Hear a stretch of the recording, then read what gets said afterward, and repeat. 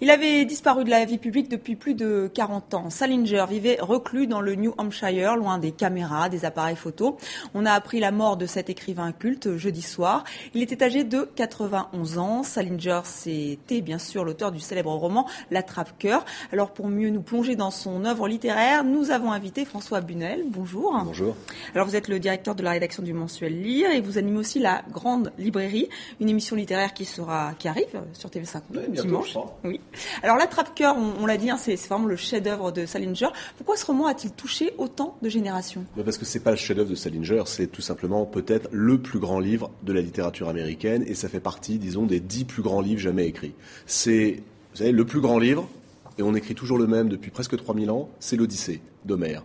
Eh bien, Salinger a fait exactement la même chose. Il a fait l'Odyssée à New York, dans les années 50, c'est-à-dire que c'est l'histoire d'un jeune homme, un jeune garçon, mais qui pourrait être une jeune fille. En bref, vous, moi, tout le monde, quelle que soit la culture, quelle que soit la nationalité, qui décide de faire une fugue, et qui, quand il va faire une fugue, se retrouve aux prises avec tout ce qu'il y a de délirant dans une ville, c'est-à-dire des taxis qui sortent de boîtes de nuit, il va mentir sur son nom et son âge pour rentrer dans les bars, tomber amoureux d'une prostituée, puis d'une bonne sœur, puis rentrer dans Central Park, découvrir la barbarie, la violence, bref. Il a réussi, Salinger, à le faire tenir non pas en 2000 pages, mais en 250 pages. C'est un chef-d'œuvre absolu qui parle, en fait, si vous voulez, à tous les gosses, tous les gamins. Les adolescents ont vraiment adoré le livre et ça continue car je crois que ça a un énorme succès puisque évidemment le thème est intemporel. Oui, alors c'est assez étonnant parce que quand le livre est sorti en 1951 aux États-Unis et quelques années plus tard en France, ça a eu un succès très très modeste parce qu'on connaissait pas l'auteur, que déjà il y avait des phénomènes de promotion, il fallait se montrer, il fallait pas faire de la télévision, mais il fallait faire de la radio, il fallait faire de la presse écrite et faire des photos. Salinger avait refusé tout ça et puis tout à coup, au milieu des années 60, au moment où justement la contre-culture commençait à prendre le pas avec Kerouac, avec la Beat Generation, tout à coup, il y a eu à côté de ça ce phénomène qui a été fulgurant. Aujourd'hui, il y a 65 millions de livres de Salinger, de l'Attrape-cœur qui ont été vendus. On parle pas de disques, on parle de livres. C'est monumental. C'est monumental. Et puis, surtout, ce qui est intéressant, c'est qu'en France, il continue de s'en vendre chaque année énormément, plusieurs dizaines de milliers, sans qu'il y ait de promotion. C'est-à-dire que tout le monde revient à ce classique absolu de la littérature. Oui, parce que on l'appelait le Greta Garbo, enfin le Garbo des lettres, car il refusait toute communication. Même, c'est presque impossible aujourd'hui de faire un sujet sur lui, tellement il y a peu d'images.